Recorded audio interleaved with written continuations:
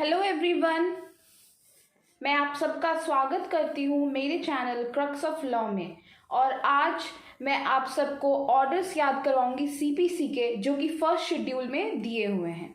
जैसे कि आप देख रहे हैं यहाँ क्या लिखा हुआ है, ऑर्डर 1 एक वे है स्टोरी का, स्टोरी कंटिन्यू होती जाएगी। आप जैसे कि जानते हैं, हम सब कोर्ट में जाते हैं। क्यों जाते हैं? किसी ना किसी कोई विक्टिम होता ही है उसमें, है ना।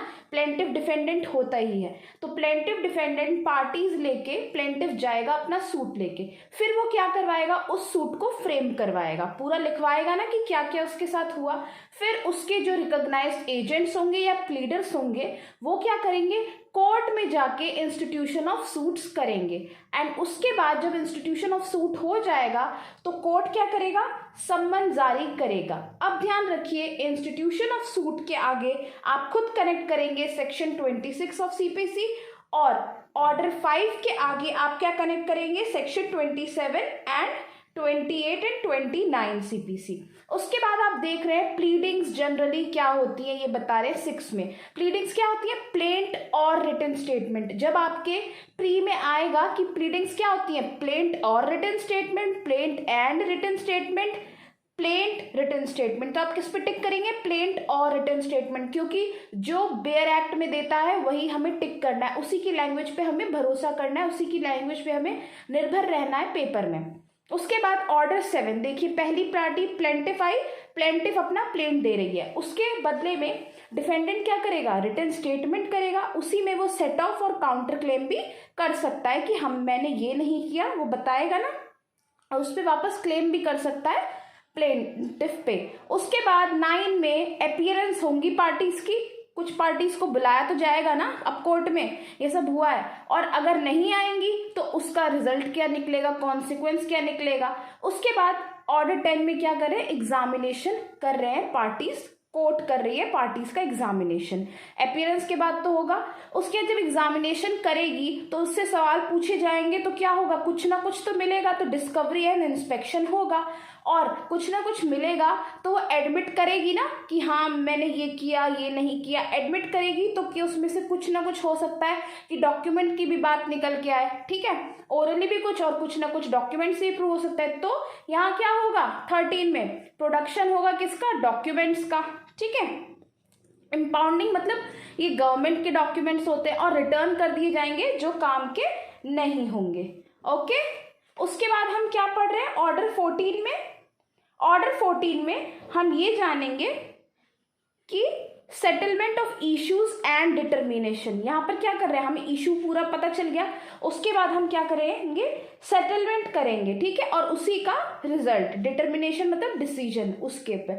उसके बाद हम क्या करेंगे, पहली हियरिंग खत्म करेंगे किस पे, ऑर्डर 15 पे। ध्यान रखिएगा, पहली हियरिंग जो है सूट की वो खत्म किस पे होगी, ऑर्डर 15 पे। उसके बाद देखिए हम क्या कर रहे हैं, पहले तो सम्मन कर रहे थे पार्टी को, अब किसको कर रहे हैं, हम सम्मन करेंगे विटनेसेस को, और उनको बुलाया जाएगा। और यहाँ पर जो 16 है ऑर्डर, वो बोलता है विटनेसेस की बात, और ये जो 16A है वो किसकी बात करता है, कन्फाइंड और डिटेन्ड जो प्रिजन में उन लोग की बात, उनके प्रेजेंट की। उसके बाद 17 में क्या होगा, अगर केस खत्म होगा तो एडजर्नमेंट कर सकते हैं वो लोग। 18 में क्या है, hearing of the suit and examination of the witnesses. अब फिर से सुनेंगे ना, क्यों, क्योंकि अब पार्टीज नहीं, अब विटनेसेस की बारी है तो उनको भी एग्जामिन करेंगे। उसके बाद क्या होगा, एफिडेविट आएगा, ठीक है। एफिडेविट कहाँ नहीं आता है, आप बताना कौन से प्रोसीजरल लॉ में एफिडेविट नहीं आता, एविडेंस में नहीं आता, ठीक है, एविडेंस में नहीं आता एफिडेविट, ओके। यहाँ पर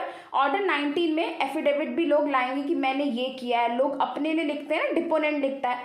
उसके बाद क्या होगा, ऑर्डर 20 में क्या होगा, जजमेंट एंड डिक्री पास होगी, और उसका फाइनली एग्जीक्यूशन कहाँ होगा, 21 में। इसमें सबसे ज्यादा रूल हैं 21 ऑर्डर में, कितने रूल्स है टोटल, 106 रूल्स है टोटल, लेकिन आपको सारे नहीं पढ़ने हैं, ओके।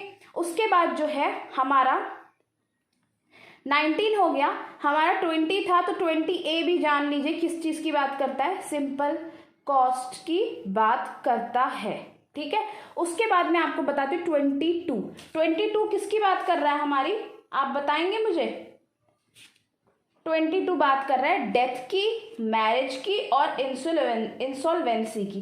देखिए किसी की डेथ हो गई, ठीक है ना, या किसी की मैरिज हो गई, है ना, तो मैरिज हुई और अगर वो मैरिज से क्या होता है, एकदम लुट जाता है मैरिज में, तो आप जानते ही हैं सारे पैसे ही खर्च होते रहते हैं, शॉपिंग करते रहो है, तो वो इंसॉल्वेंट हो जाता है ना। फिर वो क्या होता है, withdrawal and adjustment of suit की बात कर रहे हैं। वो क्या कहता है, सोचता है पहले कि सूट कर दूं, इंसॉल्वेंट हो गया हूं कि इसने मेरे सारे पैसे खत्म कर दिए, ये वो, इससे छुटकारा पा लूं, लेकिन नहीं, छुटकारा तो पा नहीं सकता। लेकिन फिर क्या करता है, वो कहता है नहीं यार, अगर उसमें भी केस में ही पैसे लगेंगे, इससे अच्छा विड्रॉल कर लूं और एडजस्ट कर लूं बात को, ठीक है। फिर क्या होता है, अगर वो नहीं करता है तो पेमेंट इनटू कोर्ट करना ही पड़ता है।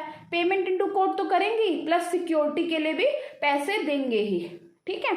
उसके बाद क्या है, यहाँ के बाद कमीशन सेटअप होती है, कमीशन बन गई। अब कमीशन के बाद ये लोग बोल रहे हैं, अब देखिएगा सारे ना गवर्नमेंट से, कंपनी से, इनसे रिलेटेड सूट आएंगे, ठीक है। उसके बाद देखिए 27 जो है वो क्या कहता है, सूट बाय और against the government public officers, उनकी बात करता है। 28 किसकी बात कर रहा है, मिलिट्री और नेवल की।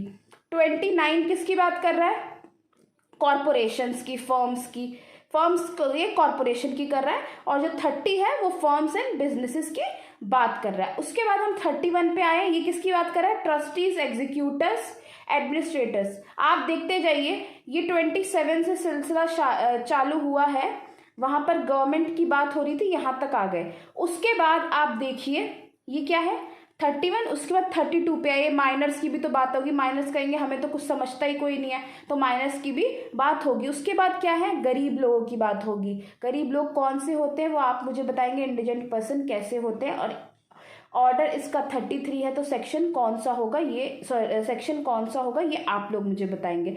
उसके बाद आप लोग 33 तक कर चुके, उसके बाद आप लोग कहाँ आएंगे, 34 तक। इसमें मॉर्टगेजेस की बात की गई है। मॉर्टगेज किसका भी होता है, कभी भी इमूवेबल प्रॉपर्टी का होता है। उसके बाद 35 किसका, इंटरप्लीडर का है, ठीक है।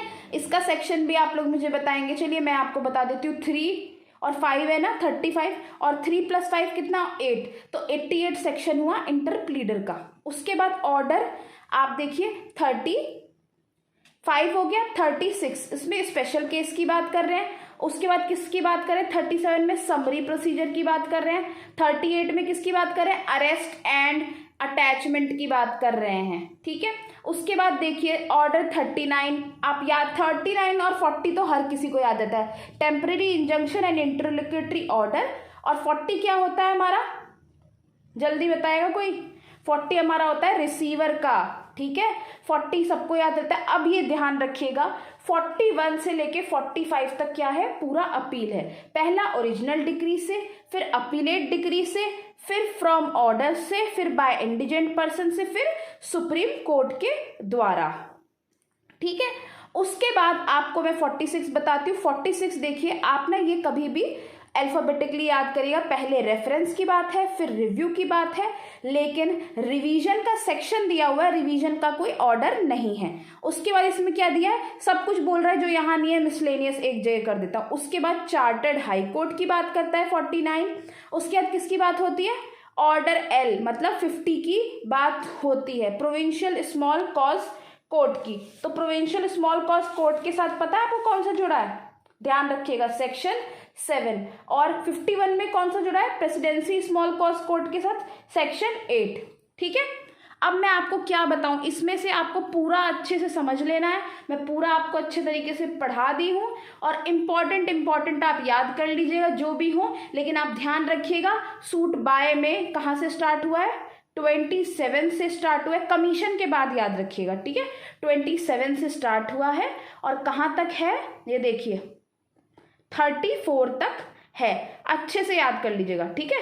आप ये कह दीजिएगा कमीशन के बाद से स्टार्ट हुआ है और इंटरप्लीडर के पहले खत्म हो गया है। Okay, thank you so much. आप मुझे कांटेक्ट कर सकते हैं क्रक्स ऑफ लॉ academy@gmail.com पे, और मैं अपना कांटेक्ट नंबर लिख दूंगी, आप उस पर भी मुझे कांटेक्ट कर सकते हैं।